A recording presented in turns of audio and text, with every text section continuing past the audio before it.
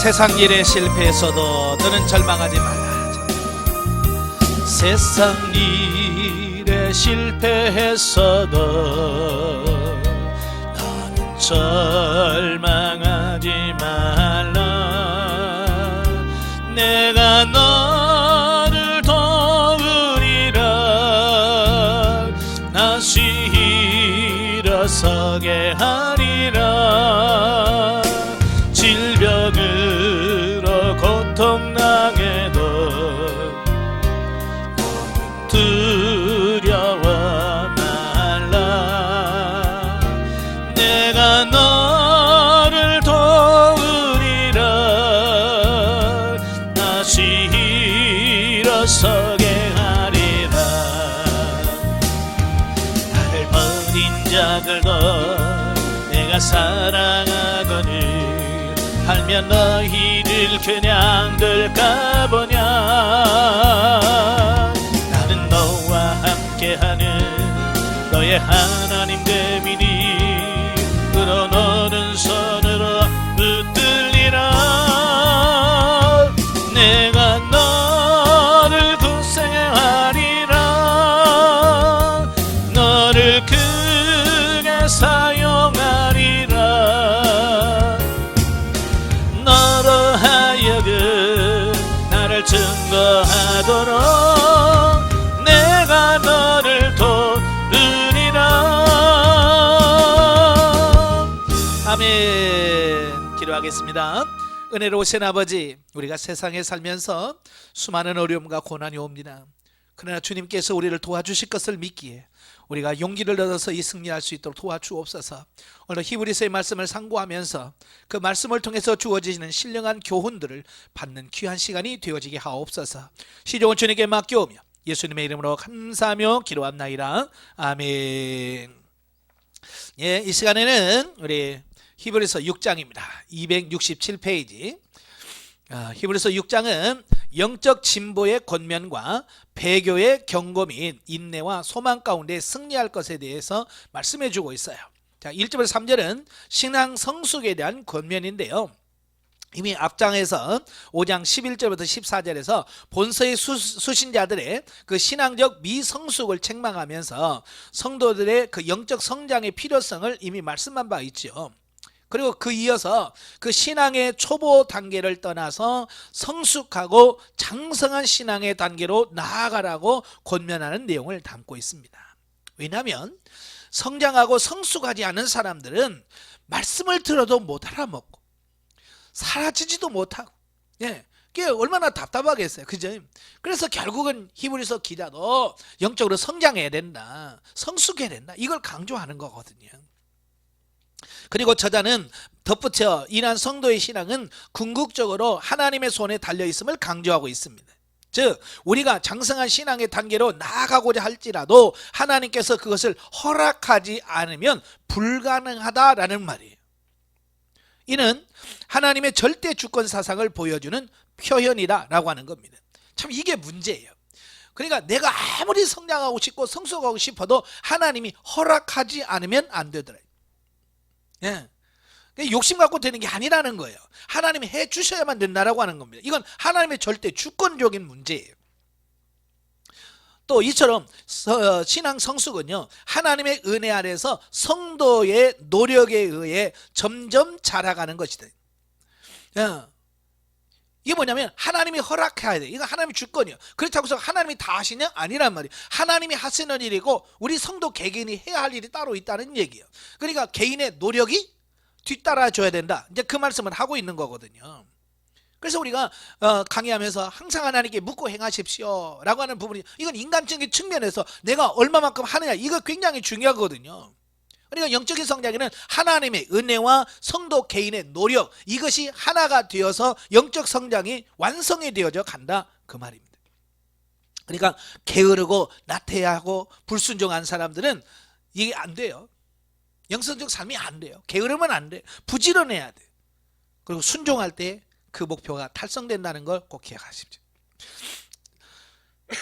자, 그러므로 성도는 하나님의 뜻을 얻도록 기도하는 동시에 하나님의 뜻 안에서 자기의 모든 노력을 다해 신앙의 성숙한 단계, 곧 그리스도의 장성한 분량이 충만한 데까지 이르도록 힘써야 된다. 영성의 목표는 예수 그리스도의 장성한 부분이 여러분 우리의 목표가 돼야 됩니다. 예. 그래서 그 목표, 예수님이 그 장성한 분량이 목표로 해서 열심히 달려가셔야 돼.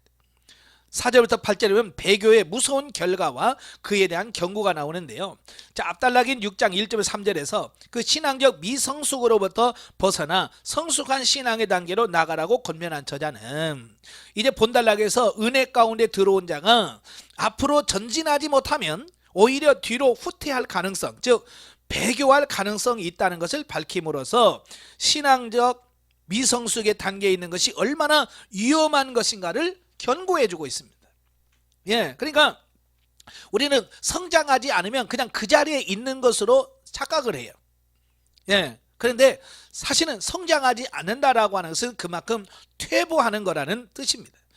예, 그러니까 제자리에 머무는 것이 아니라 점점점 주님과 멀어지는 결과를 가져오게 되고 결국은 배교에 이르게 된다라고 하는 겁니다. 아시겠죠? 저도 이제 훈련하면서 그래요. 처음에는 1단계는요 쉬우니까 그냥 따라와요. 근데요 2단계 윤리 단계를 넘어가면 이분들이 못 따라와 버립니다. 예, 그게 사라져야 하는데 안 사라지는 거예요. 그러니까 한 번 빠져, 두 번 빠져. 예, 그러다가 점점 어느 순간에 안 보여. 왜? 그 단계에 맞게 살아가야 되는데 그게 안 나온다는 말이에요. 예, 그게 침체가 되니까 못 따라오니까 그만둘 수밖에 없는 거예요. 그래서 여러분들이 꾸준히 성장하셔야 돼요. 아시겠죠? 예. 또 만일 기독교에 몸담았던 자가 배교하게 되면 그리스도를 2번 죽이는 죄를 짓는 것이므로 하나님의 저주를 받아 다시는 회복할 기회가 없는 영원한 형벌을 받게 된다는 사실을 비유적으로 경고함으로써 독자들로 하여금 배교에 빠지지 말고 영적으로 성장하도록 결심하게 하는 효과를 극대화시키고 있다라고 하는 겁니다. 그러니까 이런 거예요. 예수 그리스도를 믿고 신앙생활 열심히 하다가 배교하고 주님을 떠나면 다시 그는 예수님을 2번 죽이는 꼴이 된다. 예. 뿐만 아니라 다시는 구원받을 수 있는 기회가 없다. 예수 믿다가 배교하면 다시 구원받을 수 있는 가능성이 없다라고 하는 겁니다. 왜냐하면 우리가 구원받는 유일한 길이 뭐냐? 예수 그리스도를 믿고 그 믿음으로 예수 그리스도를 구원받는 겁니다. 그런데 그 구원받는 예수 그리스도를 부정하고, 그죠? 예수 그리스도를 부정하고 다른 어떤 걸로 구원받을 수가 있겠습니까? 우리는 예수님으로 말미암아 구원받는데 그 예수님을 부정하면 구원받을 길이 없는 거죠. 그래서 예수님을 떠나면 안 된다, 배교하면 안 된다, 이것을 말씀해 주고 있는데 결국 배교하지 않으려면 어떻게 해야 된다고요? 영적으로 성장하고 성숙에 가야 된다. 그 얘기를 하고 있는 거예요. 그래서 하나님을 배반하는 죄는 하나님의 교회에 들어왔던 자만이 지을 수 있다. 하나님의 교회 밖에 있는 자는 애초부터 하나님을 믿지 않냐는 죄는 지어도 하나님을 배반하는 죄를 지을 수는 없기 때문이다. 그렇죠? 교회 다녔던 사람이 배교하는 거지 안 다녔던 사람은 배교가 아니죠. 예, 우리가 그렇잖아요. 결혼한 사람이 이혼이 있는 거지 결혼 안 한 사람은 이혼이라는 게 없잖아요. 그지? 마찬가지. 따라서 교회 안에서 기독교인이라는 명칭을 가지고 신앙생활을 하고 있는 자는 자기의 신앙을 버리고 옛 죄악의 세계로 돌아가는 돌이킬 수 없는 죄악을 짓지 아니하도록 각별히 유념해야 된다라고 하는 사실입니다. 왜? 많은 사람들이 돌아가고 있기 때문에 바로 그 현실을 보면서 너무 안타까워서 이런 말씀을 하는 겁니다. 그리고 그러한 이런 초보적 신앙 단계에 오래 머무는 이들에게서 일어날 가능성이 높으므로 교회 안에 있는 자는 신앙의 깊고 높은 단계에 들어가 결코 하나님의 은혜에서 떨어질 수 없는 확고한 신앙의 자리에 서도록 날마다 자기를 성장시켜야 된다. 아멘. 지금 현대 우리 한국교회가 놓치고 있는 부분이 바로 이런 부분이에요. 그러니까 성도들을 영적으로 성장할 수 있도록 교회가 만들어줘야 되는데 지금 영적인 성장과 성숙을 위하여 돕는 교회가 과연 얼마나 되는가라고 하는 부분이에요. 그래서 지금 한 해에도 이 기독교에서 다른 종교나 이단으로 넘어가는 사람이 얼마나 많은지 모릅니다. 계속 늘어가고 있습니다. 그 이유가 뭐예요? 바로 교회는 성도들을 영적으로 성장하고 성숙하도록 만들어야 돼. 그 일을 못하는 겁니다. 10년을 다니고 20년을 다니고 심지어 장로가 되고 권사로 명예가 얻었지만 성장이 안 되니까, 여러분 장로라고 하는 직분을 받았다고 해서 영이 성장하는 거 아니잖아요. 그죠? 권사라고 하는 직분을 받았다고 영이 성장하는 거 아니잖아요. 또 목사가 됐다라고 그거 목사로서 영이 성장하는 건 아니잖아요. 그 성장하지 않으면 결국은 배교할 수밖에 없다라는 사실. 어떤 분이 그래요. 저한테 와서 목사님, 그 이단에 가면 왜 이렇게 목사님들이 많이 앉아있어요? 그래요. 이단 모임에 가면 그렇게 목사라는 사람들이 많이 앉아있대요. 너무 안타까운 거예요. 일반 성도라면 뭐 그럴 수 있지 뭐 라고 할 수 있지만, 이거 스스로 자기가 목사라고 말하면서 내가 목사인데 내가 여기 왔다고 그러면서 그 이단에 들어가서 잘못된 교훈들을 전하고 있는 이런 모습 보면서 너무 황당하다는 거예요. 제가 그럴 수 있죠. 영적으로 성장하지 않으면 목사가 아니라, 왜냐하면 목사 그 자체가 영적인 성장은 아니거든요. 우리도 속으시면 안 됩니다. 예. 그리고 성도들을 영적으로 성장하는 데는 목표를 두셔야 돼요. 9절부터 20절까지면 인내함으로 소망 가운데 얻은 승리. 앞단락에서 영적 미성숙 상태에 계속 있게 되면 배교의 죄에 빠질 위험성이 높다는 경고를 한 처자는 분위기를 바꿔서 앞부분들과 같이 어두운 책망과 경고 일변도로 나아가지 않고 독자들을 격려함으로써 새로운 희망을 주고 있습니다. 이런 문맥하에서 본문을 살펴보면 저자는 먼저 9절 10절에서 본서의 독자들은 하나님의 사랑을 가지고 사랑을 실천하는 약속의 백성이므로 반드시 구원에 참여할 것이라는 확신을 주고 있습니다. 그리고 11절 12절에서 독자들이 확실한 구원 가운데 있으므로 앞으로 낙심하지 말고 부지런히 의로운 옛 조상들의 믿음을 본받으라고 권고하고 있습니다. 그래서 믿음으로 산 선배들의 본을 들어주면서 이렇게 살았잖아, 이 사람도 이렇게 승리했어 라고 하는 것을 보여주는 겁니다. 특히 13절 15절에서 우리가 본받을 만한 의로운 옛 조상으로서 아브라함의 예를 듭니다. 그 아브라함은 하나님의 약속을 믿어 약속의 성취를 받은 것이라고 지적을 해주고 있습니다. 바로 인내와 약속을 받은 하나의 모델, 샘플이 누구냐? 아브라함이에요. 우리가 잘 아는 것처럼 아브라함은요 75세 때 부름을 받습니다. 예, 그러면서 뭐라고 그래요? 하늘의 별처럼 바닷가의 모래처럼 네 후손을 많게 해주겠다라고 약속했지만 그 약속이 성취되기까지가 25년 걸렸어요. 그가 100살이 되었을 때야 비로소 아들을 얻었어요. 즉 25년 동안을 인내하고 견뎌서 아들을 얻게 되었다라고 하는 사실입니다. 이 말은 무슨 말이에요? 우리도 오늘날도 오래 인내하고 기다리는 이런 과정이 필요하다라는 사실입니다. 그러니까 지금 많은 분들이 나 예수 믿고 지금 그런데 왜 나 이렇게 고난이 와요? 나 이렇게 힘들어요? 라고 하는 성도들한테, 야, 아브라함은 25년 기다렸어. 아브라함은 그렇게 25년 동안 참고 인내함으로 이삭을 낳아서 약속을 성취했다. 그러니까 어때요? 우리 예수 믿는 사람들에게 오래 인내하고 끝까지 가야 된다라고 말씀해주고 있습니다.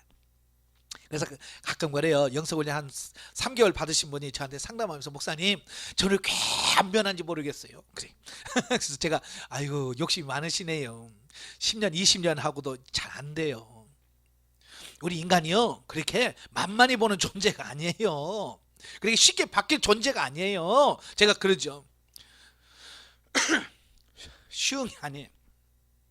오래 기다리시고 인내하셔야 돼요. 자, 그리고 16절부터 18절에서는 이런 아브라함의 경우처럼 지금도 그 약속을 기억하시고 자기 백성을 구원하시는 하나님을 소망 가운데 얻어 승리하라고 조언을 하고 있습니다.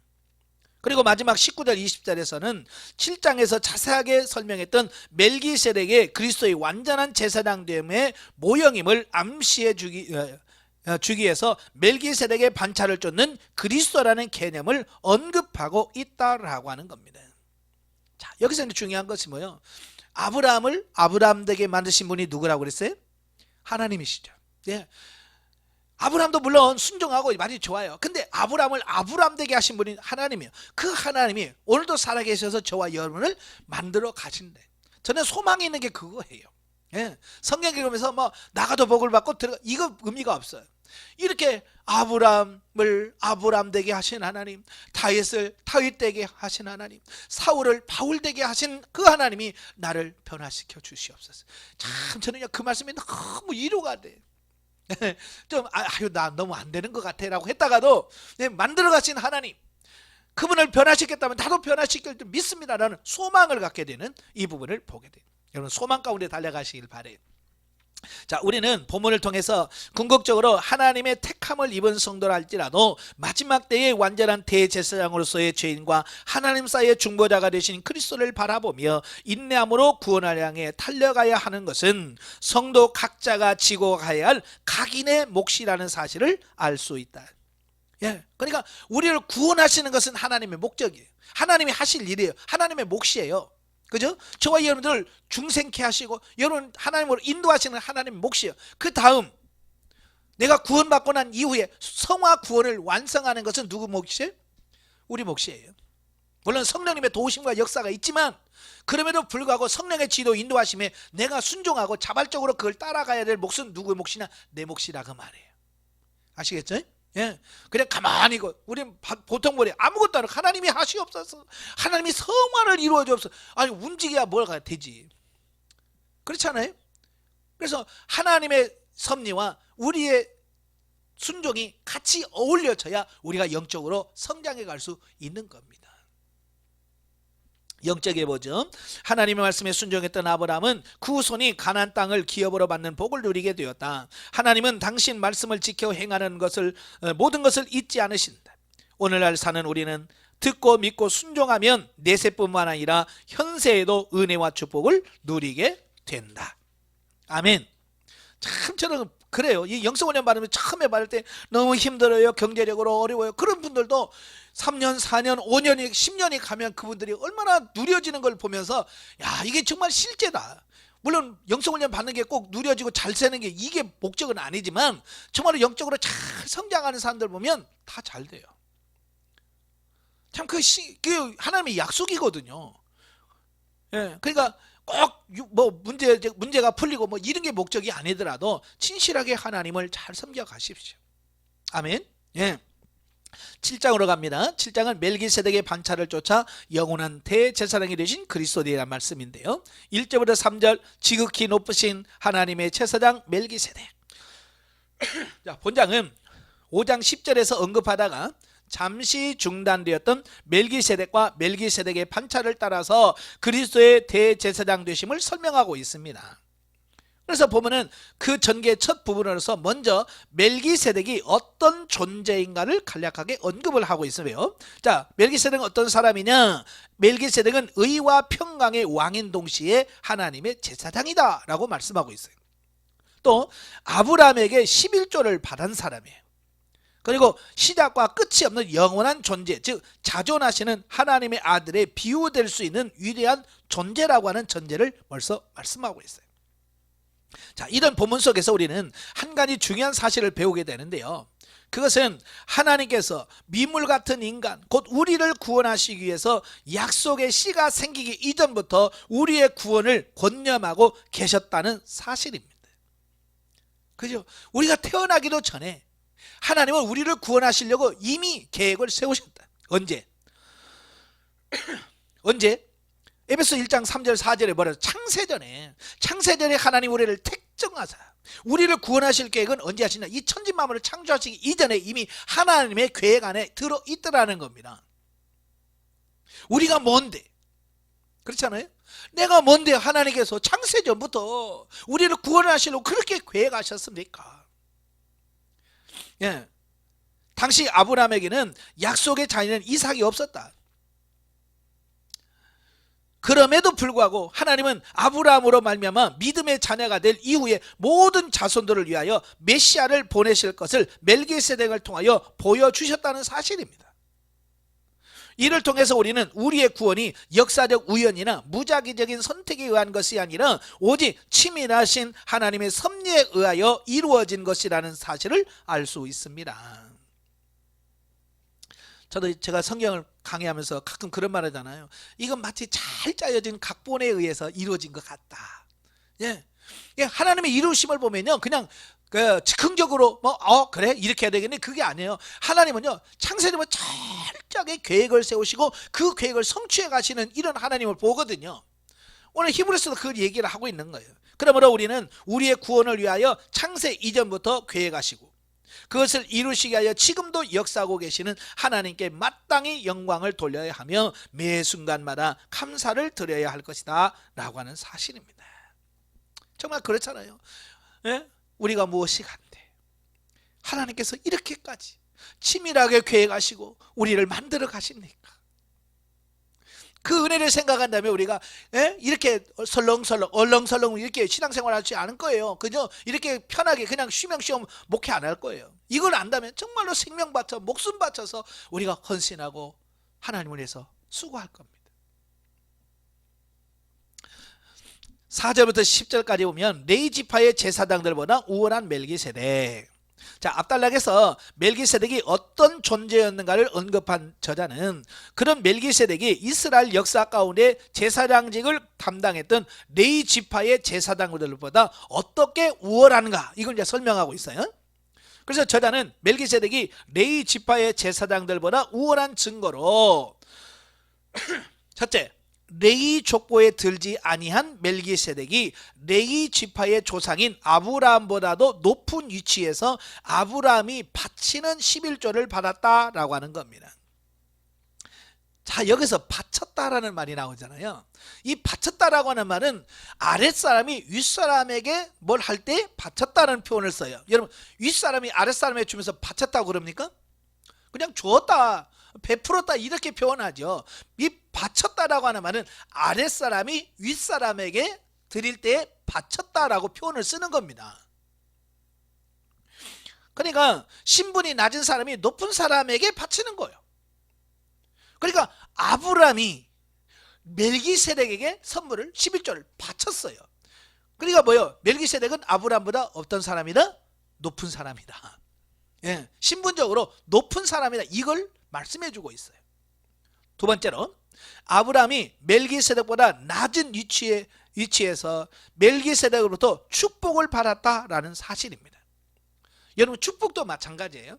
축복도 아랫사람이 윗사람을 축복하는 게 아니라 윗사람이 아랫사람을 축복하는 겁니다. 예. 보통 아버지가 아들에게 축복을 하죠. 예. 할아버지가 손자들을 축복합니다. 이게 축복이에요. 윗사람이 아랫사람에게 하는 것이 축복이에요. 자, 그리고 세 번째, 레위 지파는 11조를 받았으나 죽었고 멜기세덱은 산다는 증거를 얻은 것이다 라고 하는 겁니다. 예. 그래서 아론도 다 죽었어요. 그런데 멜기세덱은 성경에 죽었다는 기록이 없어요. 그 다음에 네 번째, 엄밀한 의미에서 레위 지파도 아브라함의 허리 안에서 멜기세덱에게 11조를 바쳤다는 것이다. 예, 그러니까 아직 태어나지도 않았어요. 레위는 태어나지도 않았습니다. 레위는 누굽니까? 아브라함의, 이삭의, 야곱의 아들이거든요. 이건 고손자죠. 네, 고손자예요, 증손자예요. 예, 이렇게 아예 그 레위는 아브라함 보지도 않은, 아니 실제로 아브라함은요, 자기 아들도 아직 안 낳았을 때예요. 자기 아들도 없는데 고종 손자를 알겠습니까? 예? 모르잖아요. 그런데 중요한 것은 태어나지도 않은 레위가 그 아브라함의 허리에서 이미 멜기세덱에게 11조를 드리고 예물을 받고 축복을 받을 때 그 레위도 아브라함 후손이기 때문에 아브라함이 축복을 받고 11조를 드린 것으로 되어 있다, 그 말입니다. 아시겠죠? 이게 대표성 원리예요. 대표성의 원리. 그래서 본문의 저자는 멜기세덱이 이스라엘의 육적 조상인 아브라함보다도 우월함을 증명함으로써 멜기세덱의 반차를 쫓아 하나님의 참된 대제사장이 되신 그리스도가 레위 지파의 제사장보다도 우월하고 온전한 대제사장이라는 사실을 여기서 증명을 하고 있습니다. 예. 그러니까 저자가 예수님이 멜기세덱의 반차를 따른 대제사장이 되심을 강조하는 이유가 바로 육신의 혈통을 아론의 후손을 통해서 태어난 그 레위 자손들보다 예수님의 대제사장직이 우월하다, 월등하다, 이걸 말씀하려고 이렇게 한 거예요. 자, 그러면 11절부터 25절까지 오면 멜기세덱의 반차를 쫓아 하나님의 영원한 제사장이 되신 그리스도. 자, 앞에서 멜기세덱이 어떻게 레위 지파의 제사장들보다도 우월한가를 논증한 저자는 본문에서 레위 지파의 제사장들보다 탁월한 멜기세덱과 그리스도를 연결하여 멜기세덱의 반차를 쫓은 그리스도가 레위의 사람 제사장들보다 월등하고 탁월하다는 것을 논증하고 있다. 자, 본달락은 크게 두 부는 나눠지는데요. 자, 먼저 11절부터 19절에서는 율법의 완성이신 그리스도께서 이 땅에 오시기 이전에 이스라엘 백성들의 생활을 규제하던 불완전한 옛 제도인 율법으로 말미암아 임명된 레위 지파의 제사장직 역시 불완전한 것이므로 폐지되어야 하는 동시에 멜기세덱이 레위 지파에서 나지 아니한 것처럼 레위 지파가 아닌 유다 지파에서 나온 새로운 제사장, 즉 그리스도께서 폐지된 그 자리에 서리라는 내용을 담고 있다라고 하는 겁니다. 그러니까 이걸 비유적으로 우리가 말하면 예를 들어서 이런 거예요. 어떤 회의가 있는데 불법적 회의가 있어요. 그러니까 합법적으로 모여서 회의하는 게 아니라 불법적으로 모여서 회의를 하고 결정한 부분은 결의를 해도 무효가 된다 그 말이에요. 그죠? 아무리 그들이 모여서 뭘 하자 결의를 해도 그 모임이 불법적이라면 그것을 결정한 모든 것도 다 무효가 되는 거예요. 그러니까 불완전한 율법에 의하여 세워진 레위 지파의 제사장직도 폐지되어질 수밖에 없다. 자, 그 얘기를 하고 있는 겁니다. 그래서 20절부터 25절에서 불완전한 옛 제사장직을 폐하고 그 자리에 선 새로운 제사장인 그리스도의 대제사장직은 완전하고 영원하며 율법의 한시적 목적에 따라 폐지된 옛 제사직보다도 우월하다라고 하는 것을 논증하고 있습니다. 그러니까 레위 지파를 통해서 나온 제사장은 언젠가는 무너지고 폐위될 수밖에 없는 그런 제도였다.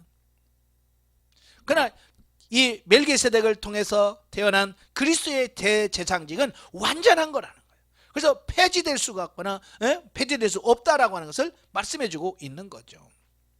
그러니까 이 본문을 통해서 우리가 한 가지 중요한 사실을 깨닫게 되는데, 그것은 영원한 우리의 대제사장이 되시는 그리스도께서 우리의 중보자가 되셔서 우리를 위하여 우리에게 필요한 모든 것을 하나님께 간구해 주신다는 사실입니다.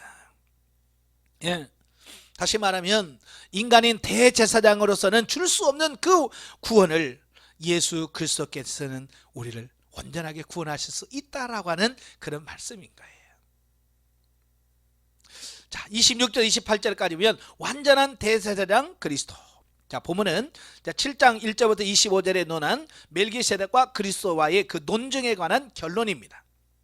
그리스도가 대제사장으로서 어떠한 사역을 감당하셨는가 라고 하는 것은 다루는 8장 1절부터 10장 18절로 넘어가기 위한 가교 역할을 해주고 있다.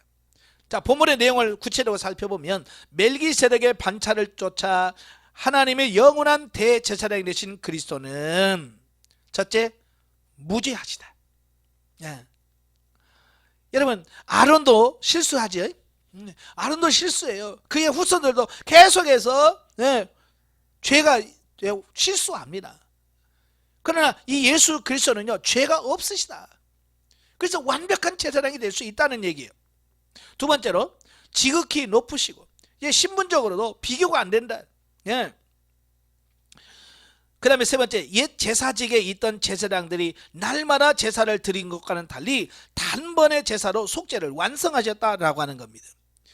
구약의 제사는 어때요? 반복해서 제사 드려야 됩니다. 속죄를 드렸어요. 내가 잘못했습니다. 속죄를 또 죄지면 또 와서 속죄를 드려야 됩니다. 그리고 매년마다 대속죄일에 소와 염소를 잡아서 하나님께 제사를 드림으로 반복해서 그 죄를 사야만 됐다라고 하는 겁니다. 자, 그런데 예수님은 뭐예요? 단번에 완성하셨대. 단번에 성취하셨다라고 말씀해주고 있습니다. 그러니까 효과적인 면에서 구약의 제사와 예수님이 드리는 제사는 이거 비교 불가능하다. 만약에 예를 들어서 이런 거예요. 매일 먹어야 되는 약이 있어요. 매일 먹을 약이 있고 한 번만 먹으면 끝 하는 약이 있어요. 여러분 뭐 먹으실래요? 그죠? 한 번에 끝내는 약 먹지 않겠습니까? 그죠? 마찬가지예요. 매년 반복해서 드리는 제사 드릴 거냐, 한 번만 예수님이 한 번에 딱 드리면 끝내는 이 제사를 믿을 거냐 라고 하는 부분이에요. 이게 효과적인 부분에서는 비교가 안 된다 그 말이에요. 네 번째로는 자기 자신을 제물로 드렸다. 구약에서는 소, 염소, 양, 비둘기, 심지어는 그 각종 그 곡식의 빻은 가루로 음식을 만들어서 소재로 드리기도 합니다. 예, 그러나 예수님은 자기 자신을 제물로 드렸대요. 이건 질적인 차이가 난다 그 말이에요. 제물에서도 질적 차이가 난다.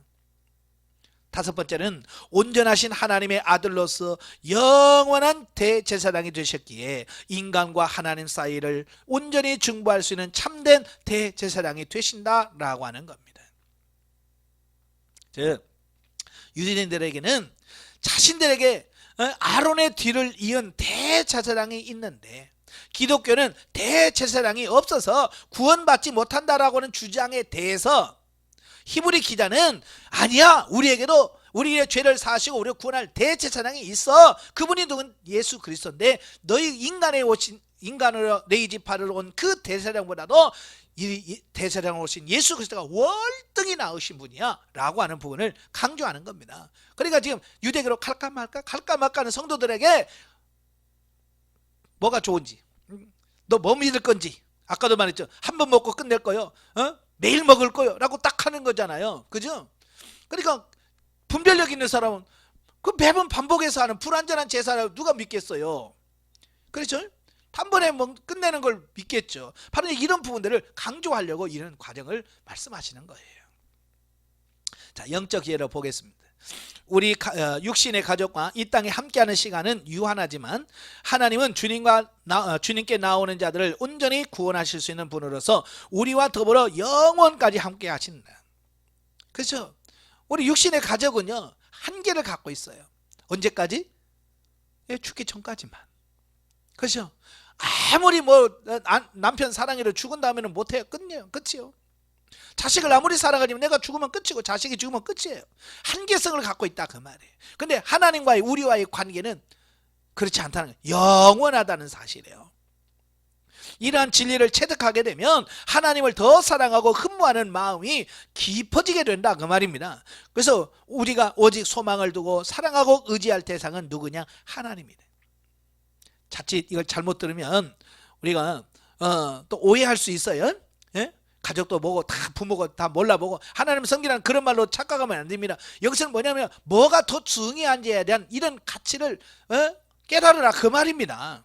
예. 그러니까 뭐 기껏 해봐야 40년 50년 같이 살 사람을 목표로 살 거냐, 아니면 영원히 하나님과 살 것을 목표로 살 거냐, 이 부분이거든요. 그래서 우리가 주님을 핑계로 가족을 내팽키는 것, 이것도 성경적이지 않습니다. 예.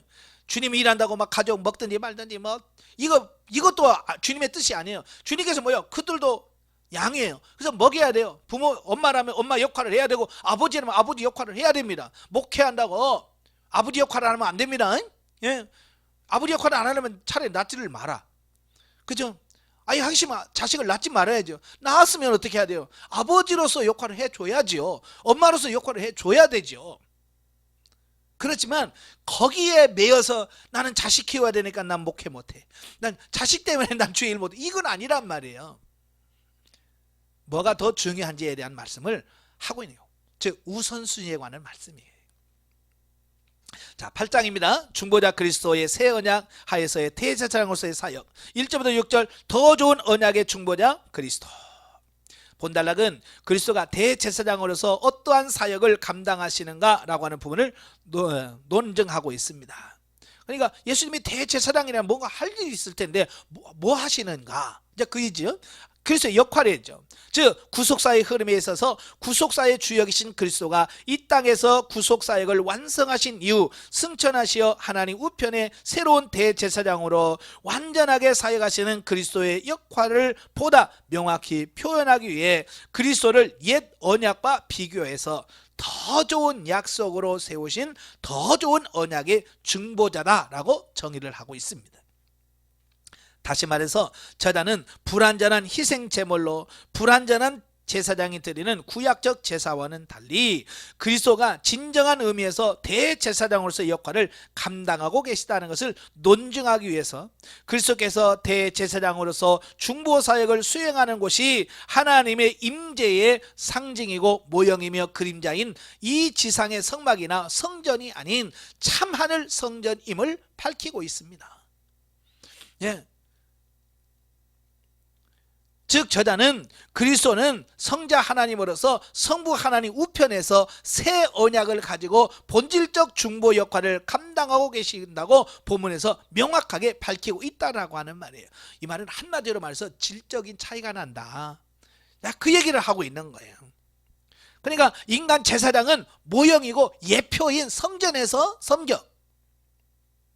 그러나 예수님은 실제 성전에서 하늘 성전에서 섬긴다고 말이에요.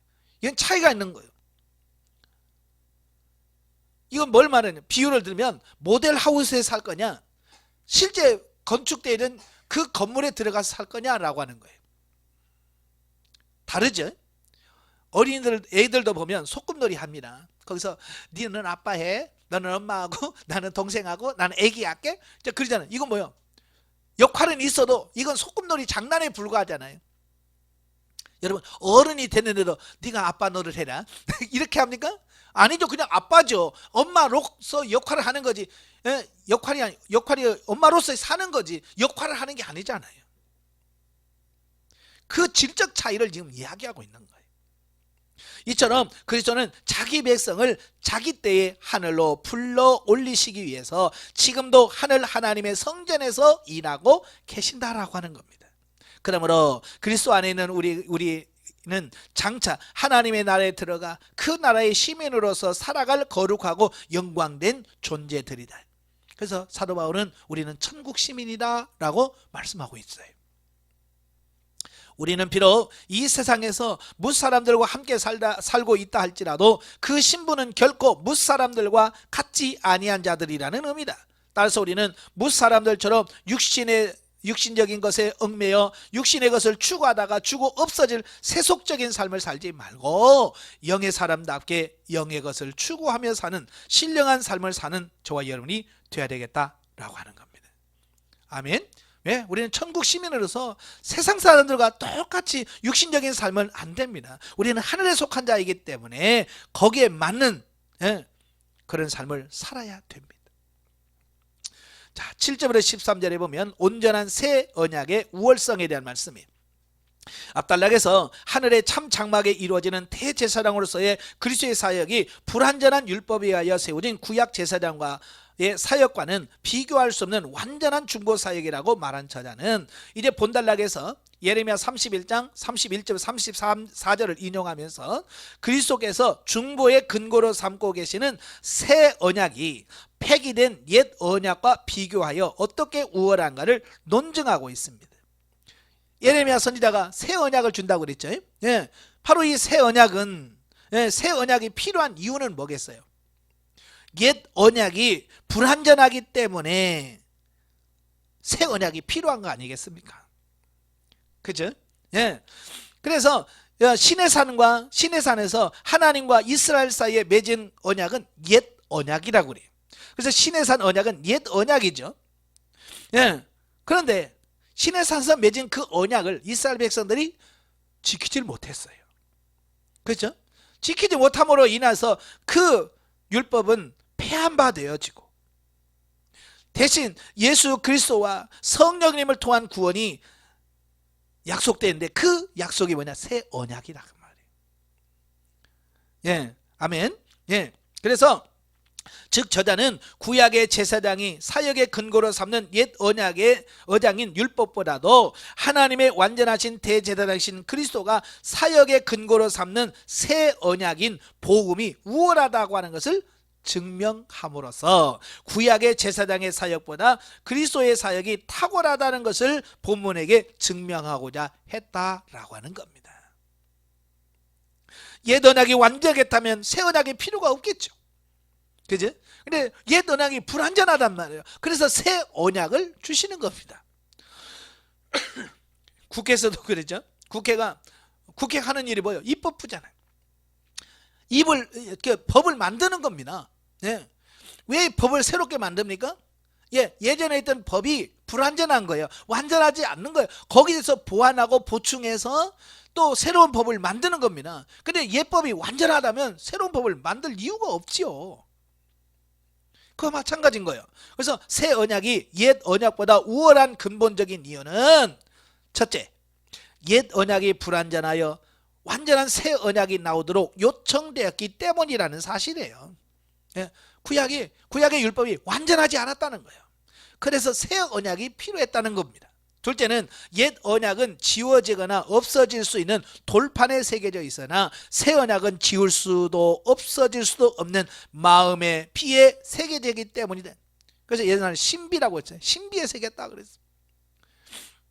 따라서 옛 언약은 필연적으로 사라지고 완전한 새로운 언약으로 교체될 수밖에 없는 것이며, 그것은 결국 새 언약에 기초하여 임명된 그리스도만이 온전한 대제사장, 하나님의 대제사장일 수밖에 없다는 것을 증명하고 있습니다. 이 세상에도 그래요. 신제품이 나오면 예전 모델은 어떻게 돼요? 자연적으로 없어져요. 그죠? 옛날 모델들은 점점 사라집니다. 그러면 왜 사람들이 새 모델이 나오면 왜 옛날 걸 내려놓고 왜 새로운 걸 삽니까? 더 좋아지니까. 그렇잖아요. 더 좋은 거니까. 예를 들어서 핸드폰도 마찬가지죠. 옛날 성경에는 카메라가 예를 들어서 10,000 화소다. 근데 새로운 핸드폰은 20,000 화소다. 배가 좋네? 그런 게 있잖아요. 그러니까 사는 거 아니겠어요? 그죠? 이렇게 뭔가 좋은 게 있으니까 바꾸는 거 아니겠어요? 근데 만약에 예를 들어서 내 핸드폰은 20,000 화소야. 근데 10,000 화소를 주면서 바꿀래? 바꾸겠어요? 왜 더 안 좋은 걸 왜 바꿔요? 안 바꾼다고요. 더 좋으니까 바꾼다 그 말이에요. 그래서 옛 언약인 율법의 영향 아래 있던 구약의 이스라엘 백성들은 돌판에 새겨진 언약을 받았기 때문에 그 언약의 내용을 지켜야 했을 뿐만 아니라 거기에 그것을 의도적으로 마음에 새기도록 온갖 노력을 기울여야 했다라고 하는 겁니다. 그리고 그것을 잃어버리지 않도록 위해서 피나는 보존 노력을 하지 않으면 안 됐다는 겁니다. 그래서 성경에서 뭐라고 그래요? 이것을 팔에 매고 내 이마에다 매고 문설주의 내 좌우에 새겨 넣으라 라고 말씀하고 있잖아요. 그래서 지금도 전통 유대인들은 기도하러 갈 때 경문이라고 해서 가죽주머니로 만든 그것을 이 이마에다 붙이고 가고요. 자, 그래요. 이거 문자적으로 합니다. 그러니까 이 구약의 율법은 지키려면 얼마나 힘든지 몰라요. 얼마나 노력을 많이 하는지 몰라요. 저도 가끔 유튜브에서 그 유태인들이 지금도 가서 율법대로 사는 걸 보면 얼마나 힘든지 몰라. 시커먼 옷 입고 모자 쓰고 그걸 하는 모습 보면 아니 왜 저렇게 복잡하게 할까? 예수 믿으면 간단하게 모든 게 해결될 텐데. 자, 그런 거예요. 그러나 그리스도께서 제사장이 되시는 새 언약이 주어진 이후의 성도들은 하나님의 법을 보존하기 위하여 그렇게 노력을 기울일 필요가 없어졌다라고 하는 겁니다. 왜냐하면 새 언약은 하나님의 성령에 의하여 영원히 성도들의 마음에 새겨졌기 때문이다 라고 말씀하고 있습니다. 그래서 이제 성도들에게 요청되는 것은 오직 마음에 새겨진 하나님의 의의 법을 실천하는 것밖에 없다. 이미 마음에 새겨진 이 성령의 그 말씀을 따라 순종만 하면 되는 거예요. 그러므로 새 언약 아래 놓여 있는 우리들은 옛 언약 아래 있던 이들보다 더 좋은 요건에서 보다 확실한 보증으로 하나님을 섬기고 있다고 하는 것을 깨닫고 거기에 대하여 감사해야 하며, 옛 이스라엘 백성이 겪는 노력의 하나를 덜은 만큼 성령께서 가르치시고 인도하시는 것에 따라 살도록 보다 충성을 다해야 할 것이다. 아멘. 그러니까 지금은 구약 시대에 비해서 신앙생활하는 게 얼마나 간단하고 쉬운지 몰라. 만약에 지금이 구약 시대라면 지금 여러분 예배 드리러 갈 때 뭐 해야 돼요? 소 한 마리 끌고 가고 염소 한 마리 끌고 가고 이제 그래야 돼. 구약 시대라면 지금. 근데 여러분 지금 속 끌고 교회 가는 사람 있어요, 없어? 없어. 이게 예수님이 다 이뤄냈어. 우리는 그냥 그 믿음으로 그냥 성경책만 달랑달랑달랑 들고 가면 돼. 얼마나 쉬워요. 근데 이 쉬운 것도 못하니 이거 뭐 어떡하라는 거요? 예? 이제는 성령님께 묻고, 그죠? 하나님 어떻게 할까요? 성령님 어떻게 할까요? 로 묻고 주님께서 가르쳐 주시는 대로 우리는 그냥 순종만 하면 돼. 얼마나 쉬워요. 근데 이거 쉬운 걸 못한다고 말이에요. 영적이 보겠습니다.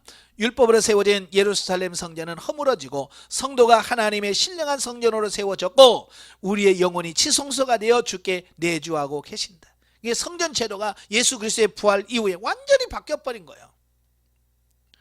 예. 우리 몸이 이제 성전입니다. 단번에 속죄제로 드려진 예수님의 보혈이 하나님을 대적하던 자들을 거듭나게 하고 불순종하는 자들을 순종할 수 있는 자들로 자라게 하셨다. 그 보혈로서 우리는 영원한 생명을 얻는 구원을 받았고 이 땅에서 온전히 거룩함에 이를 수 있도록 모든 자격이 준비되어져 있다라고 하는 겁니다. 예, 예수님이 다 이루어 놓으셨어요. 9장으로 갑니다. 9장 첫 언약의 제사의 불완전성과 대비되는 그리스도 피제사의 완전성 및 영원성에 대한 말씀입니다. 1절에서 10절 불완전한 첫 언약의 제사와 그의. 자, 본서의 제자는 9장에서의 제사와 예물을 예로 들어서 새 언약이 옛 언약보다 우월하다고 하는 것을 논증함으로써 지금까지 계속 저자가 말하고자 하는 바 구약 제사장의 사역보다도 그리스도의 중보 사역의 속죄 사역이 우월하다는 것을 거듭 강조합니다. 그래서 이해가 쉽게 실제된 예를 들어서 설명을 하죠. 자, 이런 문맥 하에서 저자는 옛 언약 하에 의해 제사와 제물을 드리던 성막의 위치와 구조를 설명하는 것으로 본단락을 시작하는데요. 옛 언약에 의한 성막은 땅에 있었어요. 땅에 있었고요. 그 구조는 성소와 지성소로 구분되어 있었습니다. 그리고 그 지성소는 다른 모든 장소와는 엄격하게 구분됨으로써 그 출입이 통제되어서 그 안에는 1년에 단 한 번 이스라엘의 종교력으로 7월 10일인 대속죄일에 대제사장만 들어가서 자신과 백성들의 죄를 속죄하기 위하여 피의 제사를 드렸다라고 하는 겁니다. 그러니까 지성소는 아무나 들어갈 수 있는 게 아니에요. 1년에 단 한 번 대속죄일에. 왜 못 들어갑니까? 예, 지성소에는 하나님의 임재가 있는 것을 상징하기 때문에 그래요. 그렇다고 해서 이 대제사장이라고 해서 막 아무 때나 들어가냐? 못 들어갑니다. 심지어 1년에 한 번 대속죄일에 들어가는데도 죄를 가지고 들어가면 죽어요. 그래서 이 대제사장이 이 지성소에 들어갈 때는 발목에다가 줄을 매달고 들어갑니다. 그리고 옷에다 방울을 달고 들어가요. 그죠? 그래서 딸랑딸랑딸랑 소리가 난다는 것은 뭐예요? 살았다. 지금 속죄사역 잘하고 있네 란 뜻인데 갑자기 털푸덕 소리가 나면서 방울 소리가 안 나면 죽었다. 그래서 제사장의 그 꺼내로 들어갈 수도 없어요. 왜? 지성소를 함부로 들어갈 수가 없어. 그래서 발목에 메고 들어간 줄을 잡아 당겨서 끌어낼 수밖에 없습니다. 이렇게 이 세상에서는 얼마나 지성소에 들어가서 하나님과 만나서 교제가 얼마나 어려운지. 그런데 그렇게라도 드렸다면 그게 제사가 완벽했다면 문제가 없겠죠. 그죠? 그런데 그렇게 1년에 한 번 드리는 그 제사와 제물은 인간을 온전케 하지 못했다라고 하는 거예요. 그게 문제예요. 그거로 됐다면 예수님 오실 필요가 없죠. 근데 그렇게 하고 안 되더라고 말이에요. 왜냐하면 세상에 속한 제물로 세상에 있는 성막에서 드리는 제사는 외적이고도 잠정적으로만 육체를 깨끗하게 할 뿐 근본적으로 죄의 문제를 해결하지 못함으로 인해 인간의 영과 육 전체를 완전히 회복시키지 못했기 때문이다 라고 하는 겁니다.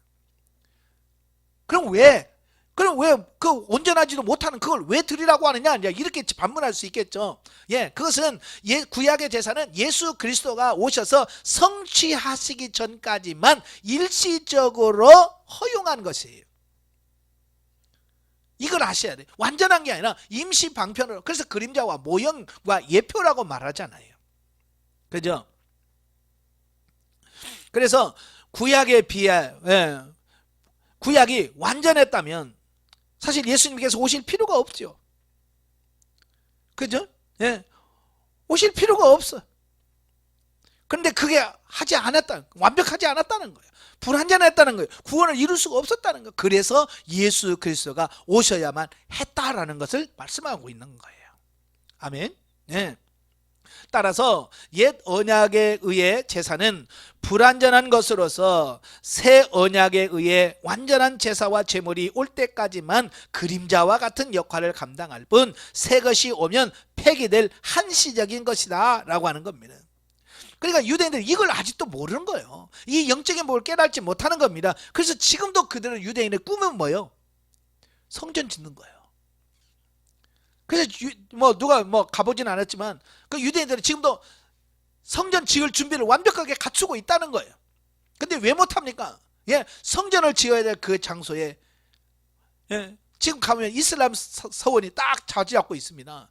황금 사원이라고 그러죠. 황금돈 사원이라고 그래서 이슬람 사원이 딱 있어요. 그러니까 성전을 지으려면 그걸 헐어야 되는데 그것을 허는 순간 제3차 전쟁이 일어나는 거예요. 세계 전쟁이 일어나는 겁니다. 그러니까 그들이 하고 싶어도 못합니다. 저는요 그걸 보면서 왜 하나님께서 저렇게 하셨을까? 하나님의 능력이 없어서 그럴까? 라고 했는데 아니에요. 그 이슬람 사원이 없었다면 진작에 이미 성전을 지었을 거예요. 이스라엘이 해방되자마자 지었을 거예요. 근데 이미 딱 거기다 이슬람 사원을 세움으로 말미암아 성전을 못 세우게 만드신 거예요. 이건 뭐요? 이제 눈에 보이는 성전은 의미가 없어 그 얘기거든요. 그걸 모르니까 아직도 유대인들은 안타까워서 저 이슬람 사원 어떻게 허물어뜨려야 저걸 성전을 지을 텐데 라고 지금도 안타까워하면서 그 밑에 통곡의 벽에 가서 지금도 이러면서 기도하고 있는 거예요. 그게 뭐예요? 이슬람 사원이 빨리 무너지길 위해서. 진리를 모르니까. 다시 말해서 옛 언약에 의한 제사와 제물은 성격적으로는 불완전하고 한시적인 것이었고요. 기능상으로도 완전한 제사와 제물이 오기까지 하나님의 백성들의 죄를 사하는 모형적 역할을 감당했다. 따라서 옛 것은 폐기되고 새 것이 참된 것으로 여겨질 수밖에 없었다라고 하는 겁니다. 여러분도 그러잖아요. 헌것 쓰다가 새 것 들어오면 헌것 버리잖아요. 그죠? 헌신발 신고 있다가 새 신발 사면 헌신발은 그냥 버려요. 바로 이런 거예요. 예수 그리스도가 오심으로 옛 언약은 폐기된 거예요. 10절부터 22절까지 보면 완전한 새 언약의 피제사 압달락에서 저자는 먼저 옛 언약에 의하여 구약의 제사와 제물이 불완전하고 한시적이므로 구약의 제사는 필연적으로 폐기되고 새로운 언약에 의한 완전한 제사가 등장해야 한다라고 논증한 후에 본달락에서는 필연적으로 등장할 수밖에 없었던 새 언약의 제사가 예수 그리스도라고 하는 온전한 제물이자 무음한 제사장에 의하여 두려졌으므로 완전하고 영원한 제사가 될 수 있었다라고 하는 것을 논증을 하고 있습니다. 자, 그리스도에 의하여 드려진 새 제사는 비교합니다. 첫째, 땅에 속하지 아니하고 하늘에 속한 온전한 장막에서 드려졌다. 땅에서 드리는 것과 하늘에 드리는 것 차이가 있어요. 질적으로 차이가 나는 거죠. 자, 두 번째로 동물의 피가 아닌 흠없고 거룩한 자기 피로 흘리셨다. 동물의 피와 예수 그리스도의 피를 어떻게 비교할 수 있습니까? 이건 비교 불가예요. 세 번째로 흘리되 계속 반복하지 아니하고 단번에 완성하셨다. 이건 완전하기 때문에 감당하는 이게 되는 거 아니겠습니까? 그지? 완전하기 때문에. 네 번째, 영원하신 성령으로 말미암아 드려졌기 때문에 완전하고 영원한 제사가 될 수 있었다라고 하는 겁니다. 그래서 옛 제사와 그리스도를 통해서 드려지는 이 새 제사는 확연하게 차원이 너무너무 다르다. 장소부터 제물부터 완전성부터 단번에 드리는 이것부터 이 질적으로 완전히 차이가 난다 이야기를 하고 있어요. 그리고 이러한 새 제사가 분명한 효력을 가졌다는 것은 불완전한 옛 언약에 의해 동물 희생 제사도 부분적으로 효력을 가졌었는데 그 옛 언약이 폐기되면서 새 언약에게 완전한 효력을 넘겨주었다는 사실이에요. 따라서 그리스도는 인류의 죄를 속죄하시고 그 속죄함을 통해 부르심을 받은 백성을 구원하신다는 새 언약의 진정한 중보자가 되셨다. 아멘. 네. 그리고 23절부터 28절에 보면 단번에 성취하신 영원한 제사. 자, 본단락에서 저자는 드려지는 제사의 횟수를 중점적으로 논하면서 이를 근거로 새 언약에 의한 제사가 완전하고 우월하다는 것을 논증하고 있습니다. 즉 구약의 제사장은요, 대제사장 측은 하나님이 계시는 하늘의 모형인 이 땅 위에 있는 성막에서 매해마다 같은 제사를 반복해서 드렸습니다. 그래서 구약에서 드리는 대제사장의 속죄는 효과가 1년밖에 안 갑니다. 이처럼 구약의 제사가 반복되어 드렸다고 하는 것은 그 제사가 불완전한 것임을 의미합니다. 예, 따라서 참되고 완전한 제사는 단번에 드려짐으로 그 목적이 달성되어야 하는 되는데 그리스도께서 이러한 조건에 충족되는 제사를 드림으로 인간의 모든 죄를 사하시는 영원한 제사를 완성하셨고, 때가 되면 그리스도는 죄사함을 받은 자기 백성을 영원한 생명에 드리기 위하여 재림하신다라고 하는 것을 말씀해 주고 있습니다. 그래서 구원의 완성은 뭘로 성취되냐? 예수님의 재림을 통해서 완성이 되어지는 겁니다. 이처럼 본문을 통해서 밝혀지는 바 그리스도께서 단번에 구속사역을 완성하셨다고 하는 사실은 그리스도의 구속사역이 그만큼 능력 있고 완전한 사역이라는 것을 의미합니다. 그러니까 단번에 효력이 있다고 하는 것은 뭐예요? 그만큼 완벽하다, 그 얘기 아니겠습니까? 그지? 예.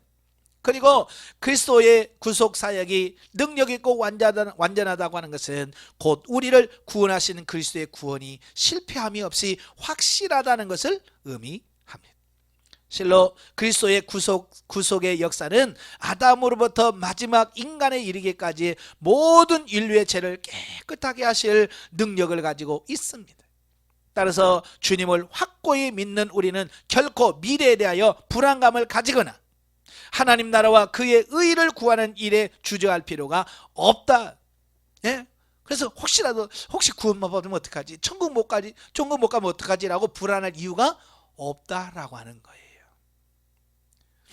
오직 우리가 표대를 향하여 정진하면 모든 지각에 뛰어나신 하나님이 그리스도 안에서 우리를 넉넉하게 복된 하나님의 나라의 상으로 인도해 주실 것이라는 삶으로 우리를 믿으시길 바랍니다. 아멘. 그러니까 아직도 구원에 갈등하고 있는 개종한 유대인들에게 갈등할 필요 없어. 예수 믿으면 우리의 구원은 완전한 거야. 다시 돌아갈 이유가 없어 라고 하는 확신을 지금 주고 있는 거죠. 영적에 봅니다. 구약의 율법에 나오는 제사 제도로는요, 인간의 죄를 완전하게 씻을 수도 온전하게 할 수도 없으나 예수님께서 이 땅에 오셔서 당신의 몸을 친히 단번에 대속의 제물로 주신 영원한 제사로 인간의 모든 죄의 문제를 해결하심으로써 구약의 불완전한 제사를 완전케 하셨다. 아멘. 그래서 우리가 구약의 제사나 구약의 율법을 지킬 의무가 없는 것이에요. 왜? 예수님께서 완벽하게 다 성취해 놓으셨기 때문입니다. 우리는 이걸 믿고 우리는 끝까지 주님 붙들고 승리하는 승리자가 되어야 될 줄로 믿습니다. 기도하겠습니다. 은혜로우신 아버지, 우리 히브리서를 보면 소망이 있습니다. 구약에 불완전했던 모든 제사를 예수 그리스도를 통해서 완벽하게 성취하셨고 이제 예수 그리스도만 믿으면 온전한 구원에 이른다고 분명히 말씀하고 있습니다. 혹이라도 아직도 율법적인 부분이 남아있어서 불완전하고 또 구원에 대한 확신을 갖지 못한 자가 있다면 이 말씀을 통해서 확신을 얻게 하시고 확신 얻은 것만큼 다른 사람들에게 이 확실한 복음을 증거할 수 있는 저희들이 다 되어지게 하옵소서. 예수님의 이름으로 감사하며 기도합나이다. 아멘. 하나님께 영광드립니다.